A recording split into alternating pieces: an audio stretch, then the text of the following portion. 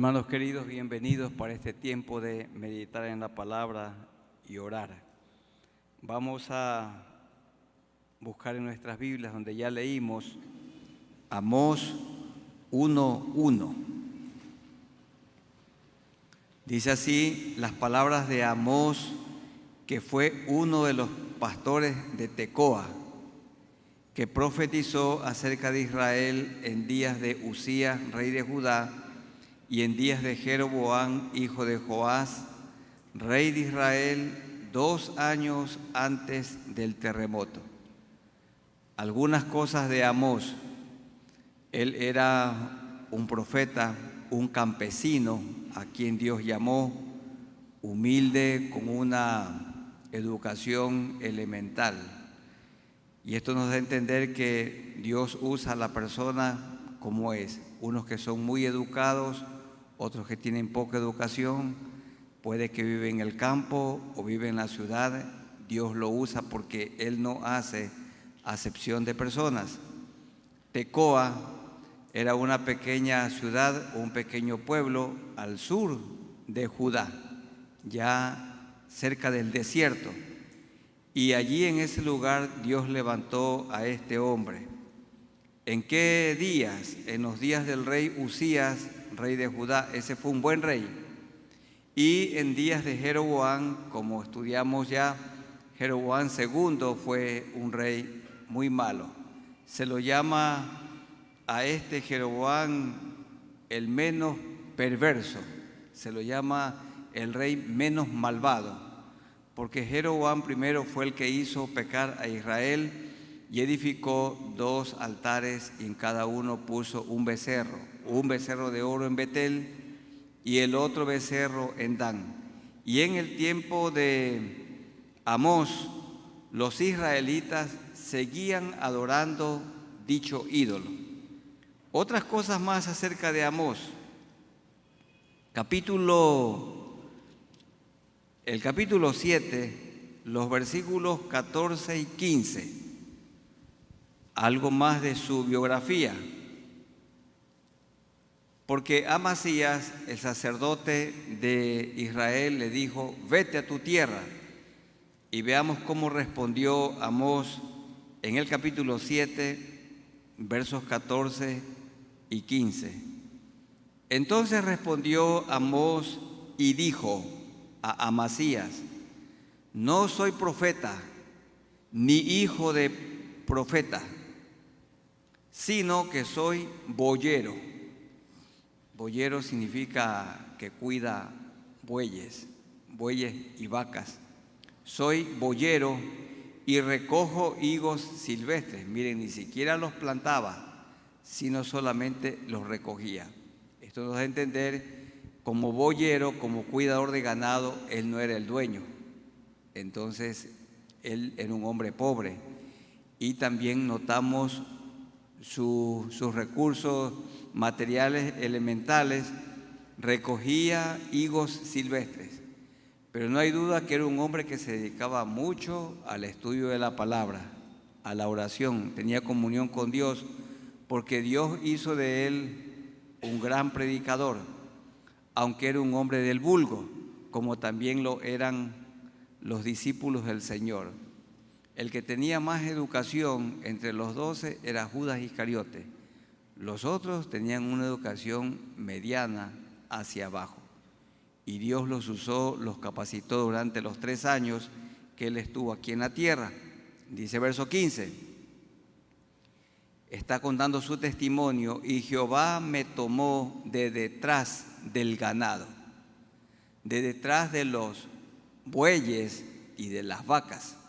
Por eso dice: soy boyero, de detrás del ganado, y me dijo: ve y profetiza a mi pueblo Israel. Esto es impresionante. Un hombre sencillo, humilde, un agricultor, un boyero. Dios lo llevó desde ese pequeño pueblo para ir a predicar en una ciudad grande e influyente, donde había gente muy educada. Pero este valiente hombre fue allá. Vamos orando a Dios y dándole gracias porque Él quiere usarnos tal como somos. También Moisés decía cuando Dios le llamó, yo no sé hablar. Y también Jeremías dijo, soy un niño. Cada uno de ellos puso algún reparo. Y también puede que nosotros pongamos algún reparo y decimos, no, es que yo no tengo mucha educación. Es que yo no soy influyente económicamente, por eso no lo hago. Pero aquí tenemos a un hombre lleno de Dios, sencillo, un hombre pobre, pero un hombre lleno del Señor y usado poderosamente por Él, por el Señor. Oremos a Dios. Amado Dios, tú no haces acepción de personas y en la Biblia nos indicas que usaste a profetas bien preparados, elocuentes como Isaías y también como el gran Daniel, un hombre que influyó en imperios mundiales. Pero tú hiciste de Amós, que significa Jehová carga, hiciste de él un gran predicador. Él no había aprendido homilética, el arte de predicar. Él no se había preparado en una de las escuelas de profetas, pero tú lo usaste, tú lo capacitaste, Señor. No puso ningún reparo, porque desde su pequeña población de Tecoa, de ese pequeño pueblo, lo llevaste muchos kilómetros al norte para que predicara en la capital del Reino del Norte, esto es en Samaria y de manera especial en Betel, que era el principal centro idolátrico del Reino del Norte. Y a este humilde campesino, a este humilde boyero, tú hiciste de él un profeta poderoso.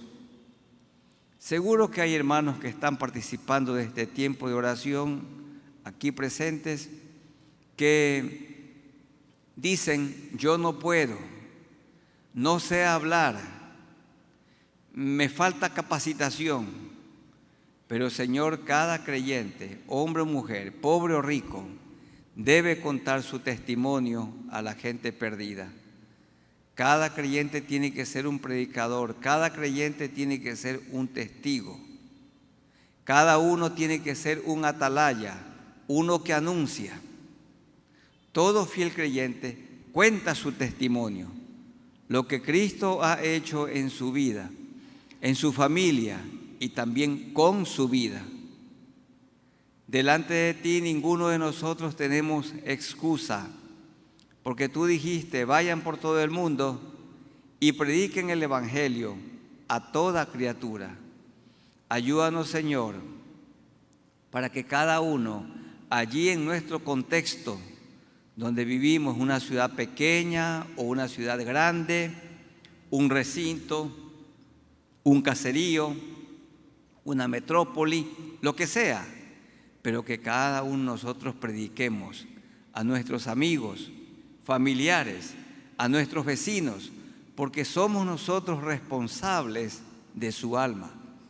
A nosotros nos toca, no es una opción, es una obligación la predicación del Evangelio. Y tú honras, Señor, a una persona humilde. Tú la usas, tú la capacitas, tú la apruebas, Señor, para tu gloria y honor. En estos días que estamos estudiando este libro de Amós, cuántas cosas hemos aprendido. Ayúdanos, Señor, para que con humildad también nosotros hablemos las maravillas de Dios, como Amós habló las maravillas de Dios y también él habló de los juicios de Dios.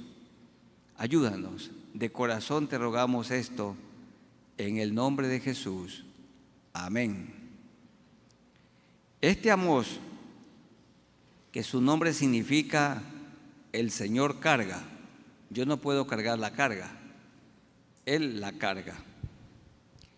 Dice el capítulo 7, los versículos 10 en adelante. Él era un profeta valiente. Dice así: entonces el sacerdote Amasías de Betel, ¿qué les parece? Betel significa casa de Dios, y en ese lugar, Betel, estaba un becerro de oro, donde antiguos adoraron a Dios, ahora un ídolo. Envió a decir a Jeroboam, rey de Israel: Amós se ha levantado contra ti en medio de la casa de Israel. Esto era una calumnia. La tierra no puede sufrir todas sus palabras, porque así ha dicho Amós: Jeroboam morirá a espada, e Israel será llevado de su tierra en cautiverio.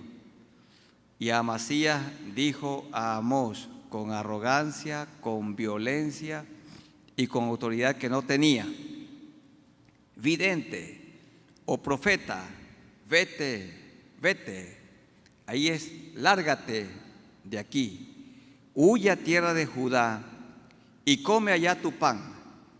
Lo estaba juzgando diciendo que Amós había ido allá a Betel a ganar dinero, a buscar plata por las cosas que estaba diciendo. Pero él no había sido enviado para ganar dinero, sino para llevar el mensaje de parte de Dios, un mensaje de juicio para el reino del norte. Y profetiza allá. Y no profetices más en Betel, porque es santuario del rey, claro, el santuario del becerro de oro y capital del reino. Entonces, ahí fue que respondió los versículos que ya vimos. Y miren con valentía cómo respondió Amós en el verso 16. Ahora pues, oye palabra de Jehová. Tú dices: no profetices contra Israel, ni hables contra la casa de Isaac.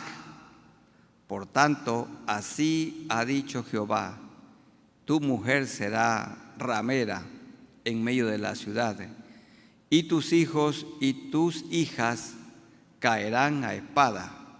Esto fue en manos de los asirios.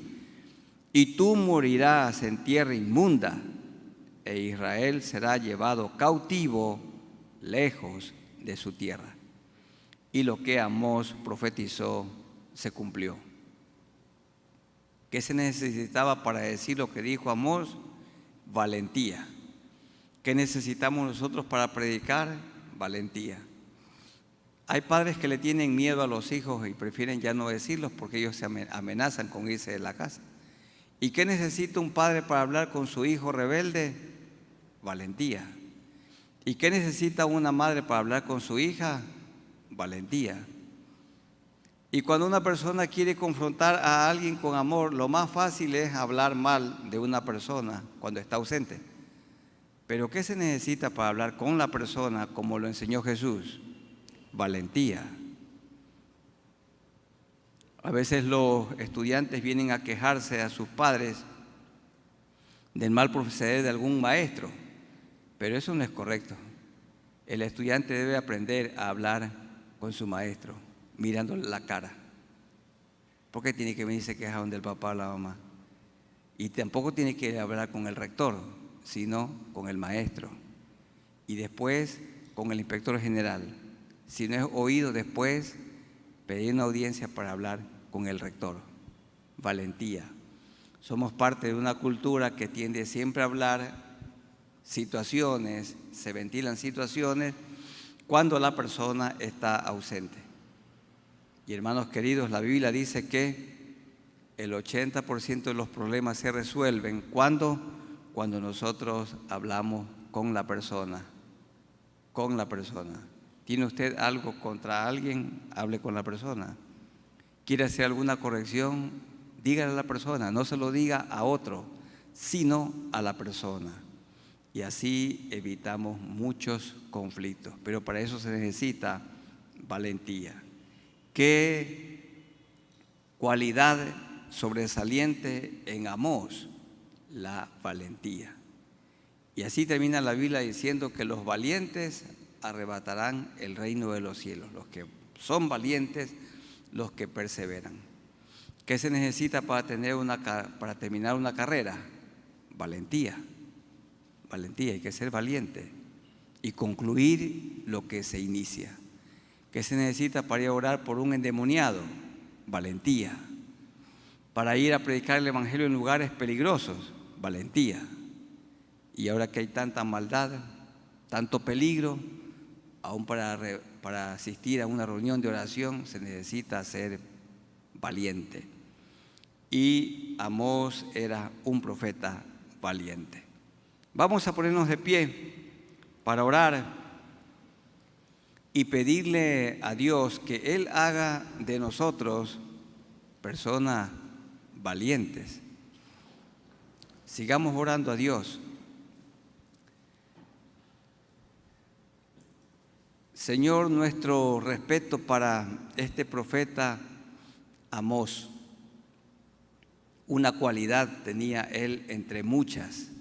Él era un hombre valiente, porque él le habló al rey, habló a Amasías, a los gobernantes de Israel, en el mismo centro idolátrico del reino. Esto es en Betel. Betel significa casa de Dios, pero ya no era casa de Dios, la habían convertido en casa de ídolos. Allí estaba un becerro de oro delante del cual el pueblo se arrodillaba. Y fue Amós, este profeta de Dios, este humilde agricultor, boyero, que recogía higos silvestres, pero a quien tú habías capacitado, él fue valientemente para confrontar a Israel con su pecado. Amasías, de manera grosera, le dijo al profeta que se largara de allí, con violencia, con agresión, pero él no dejó de decirles las verdades en su rostro. Esto es algo que nosotros tenemos que aprender. Común es entre nosotros hablar mal de otras personas cuando la persona no está presente. Generalmente cuando una persona dice algo malo, si está la persona presente, ya no lo repite. Dice que no lo dijo. Señor, pero tú nos enseñas aquí a que lo hagamos persona a persona. Que nosotros enseñemos a nuestros hijos para que sean valientes. Si alguno tiene una queja contra otro, que hable con su hermano. Y Jesús enseñó, si tu hermano peca, anda y repréndele estando tú y él solos. Si te oyere, has ganado a tu hermano. Y si no te oyere, toma a 2 o 3 testigos para que en boca de 2 o 3 testigos conste toda palabra. Y esto, Señor, ayúdanos a aprender. Que nosotros como padres hablemos con nuestros hijos.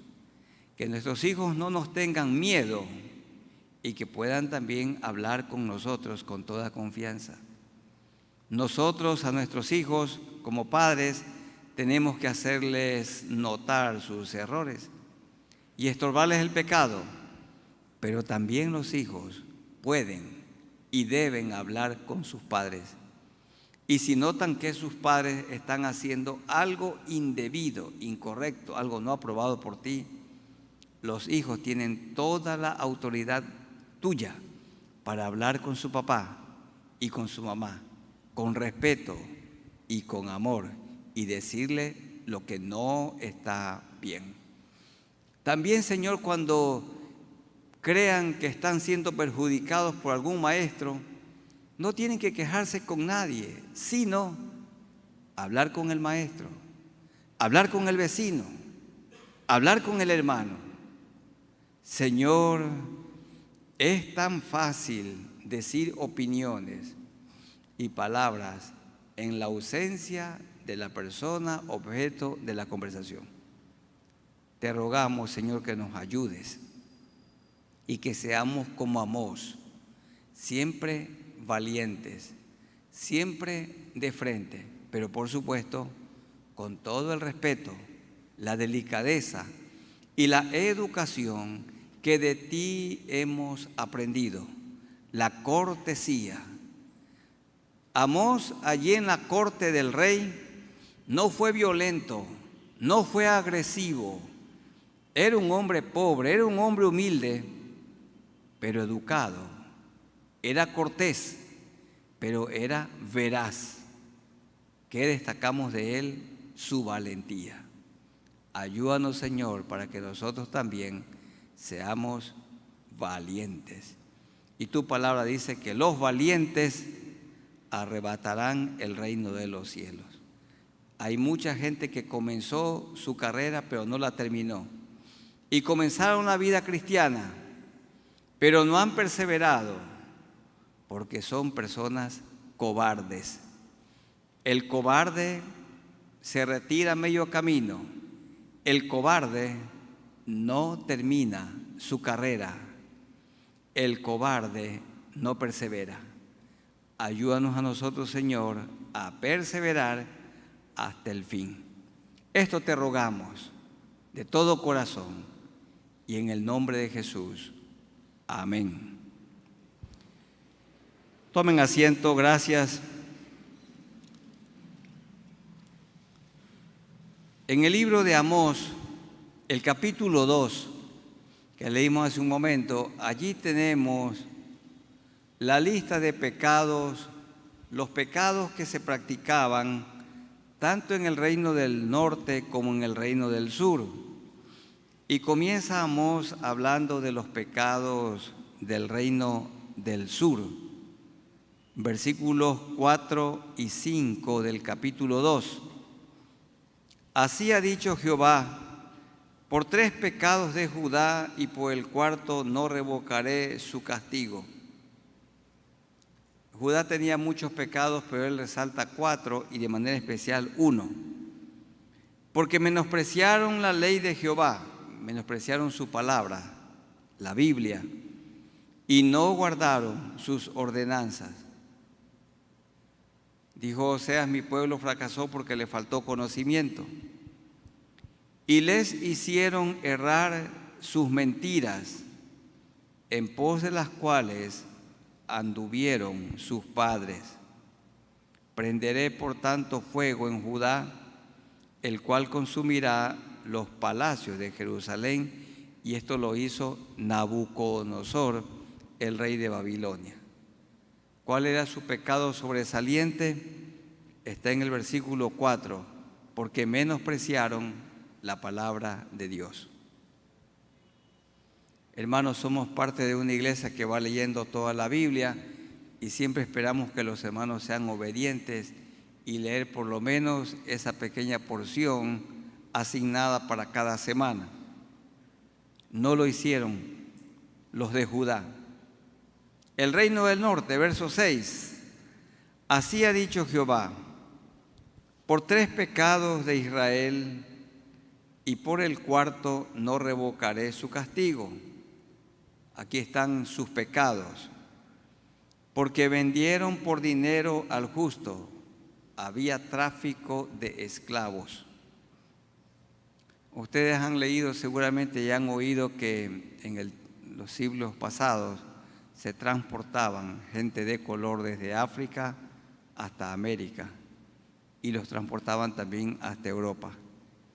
Y todavía están las embarcaciones, los enormes barcos que eran construidos únicamente para llevar a los esclavos encadenados.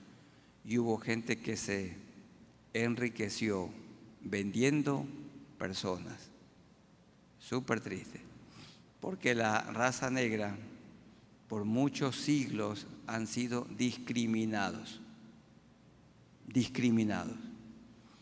Y el mundo este torpe en el que vivimos se olvida que todos venimos de Adán y Eva y que somos hermanos en la carne con los negros y con los indígenas y con los cholos y con los mestizos. Todos venimos de Adán y Eva. Todos somos hermanos. Pero Hay personas que creen ser parte de una raza especial y destruyen a aquellos que no le caen bien. Y así también pasó en ese tiempo.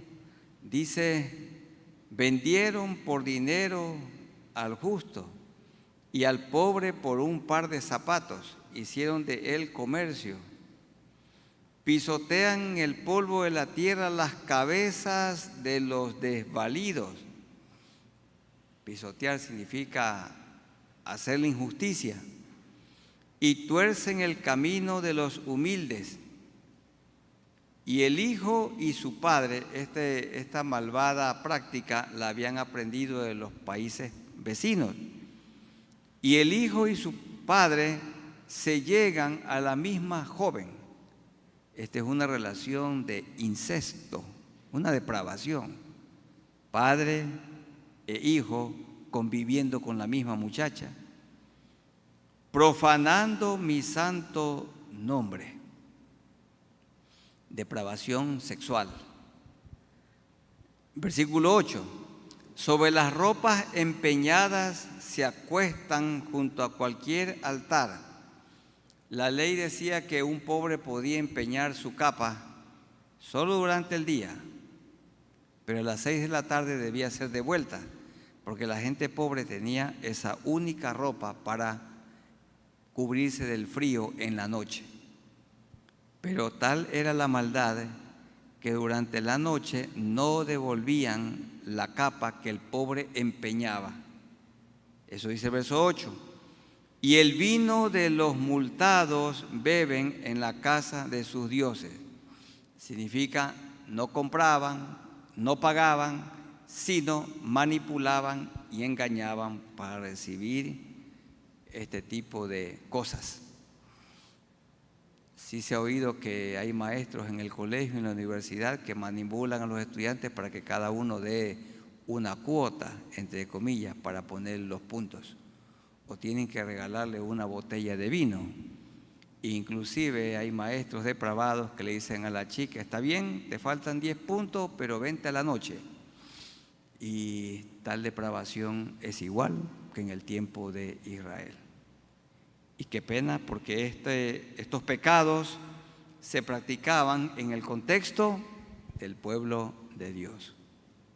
Y en el contexto de la iglesia del Señor también suelen mirarse cosas horribles. Y por eso dice el verso 9, yo destruí delante de ellos al amorreo, cuya altura era como la altura de los cedros y fuerte como una encina. Eran ciudades poderosas, y destruí su fruto arriba y sus raíces abajo. ¿Por qué lo hizo? Por su maldad. Y ahora Israel estaba practicando los mismos pecados de las naciones que fueron echadas delante del Señor. Entonces vamos orando al Señor para que Él nos ayude a tener una vida limpia, una vida que le agrada a Él. Oremos a Dios. Señor, gracias por este momento y nosotros aquí delante de ti te confesamos nuestros pecados, te confesamos nuestras maldades. El Espíritu Santo vive dentro de nosotros y no nos deja pecar, pero ¿cuándo pecamos? Tu palabra dice que debemos confesar nuestros pecados, porque tú eres fiel y justo para perdonar nuestros pecados y limpiarnos de toda maldad. En Israel se practicaban horribles pecados. Se vendían a los esclavos, hacían dinero de esto. El juicio era a favor del que sobornaba, del rico, y el pobre siempre perdía. Las viudas eran explotadas. Había depravación sexual, al punto que el padre y el hijo convivían con la misma mujer. Todas estas prácticas las habían aprendido de los países de alrededor y que fueron echados. Pero ellos no abandonaron sus delitos y sus pecados. Tu palabra dice que la sangre de Cristo nos ha limpiado de todo pecado y de toda maldad. Ayúdanos, Señor, para que vivamos una vida que te agrada a ti. Te pedimos que pongas tu mano sanadora, tu mano poderosa, sobre todo cuerpo enfermo. Pon tu mano poderosa, Señor. Tú salvas, tú santificas, tú sanas como médico eterno y vienes otra vez. También te pedimos por aquellos hermanos que no tienen trabajo. Es crítica la situación y muchos jóvenes de manera especial se alientan con la idea de ir a vivir a otro país. Tú también estás aquí con nosotros. Y sí te rogamos, Señor, que vengan mejores días para nuestro país. Ten misericordia de nosotros.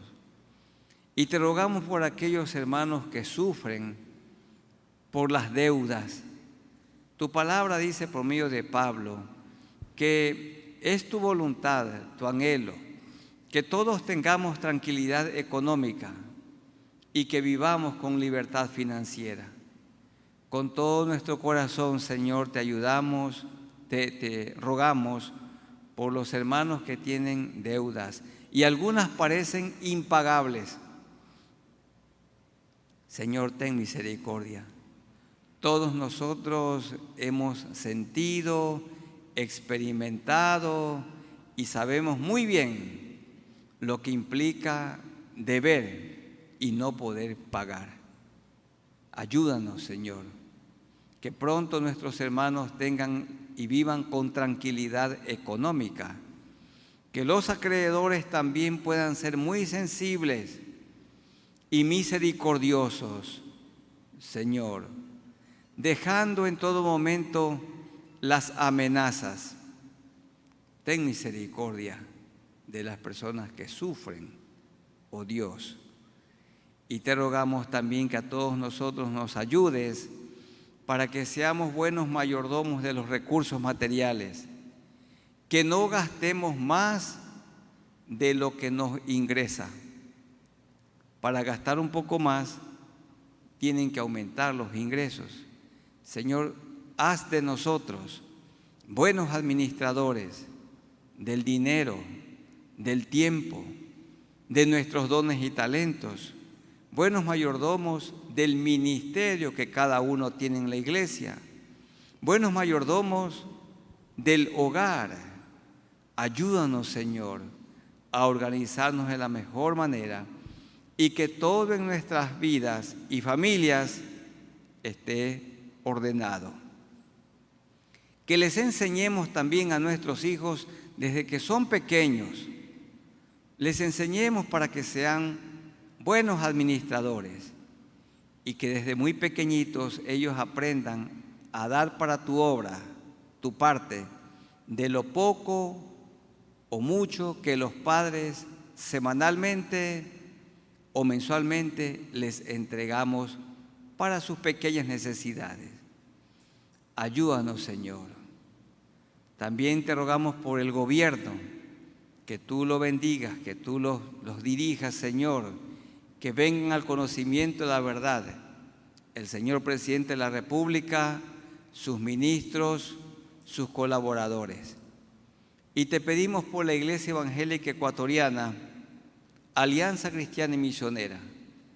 Te rogamos, Señor, por su Junta Directiva Nacional, los comités de los distritos, los departamentos nacionales, las asociaciones nacionales. Bendice, Señor, al CONADET, al Seminario Bíblico Alianza del Ecuador. Bendice, Señor, los cuerpos pastorales, los cuerpos ministeriales, los cuerpos de diáconos. Bendice las comunidades de siervos, Señor, nuestra querida denominación, que tú la bendigas aquí en el Ecuador, por todo el continente y en todo el mundo. Y te rogamos también por las denominaciones, iglesias hermanas, que tú les bendigas y que puedan estar cumpliendo y obedeciendo la gran comisión. ¿Quién puede cambiar a este mundo en sus delitos y pecados? Jesucristo. ¿Quién puede limpiar los pecados? Únicamente la sangre de Cristo. El remedio para este mundo caído, para este mundo corrupto, es el mensaje de Jesucristo, es el evangelio de salvación, las buenas nuevas, las buenas noticias. Que mis hermanos y yo prediquemos con nuestros labios, pero también con nuestra vida. Que haya permanente coherencia entre lo que decimos y hacemos. Que la gente pueda ver que tú vives en nosotros, porque somos parte de generaciones que resplandecen. Te amamos, Señor, te alabamos, te adoramos y te agradecemos porque nuestras oraciones han sido escuchadas, nuestro ruego, nuestro clamor. En el nombre de nuestro Señor Jesucristo. Amén. Amén. Que el Señor les bendiga, hermanos, a todos por este tiempo especial.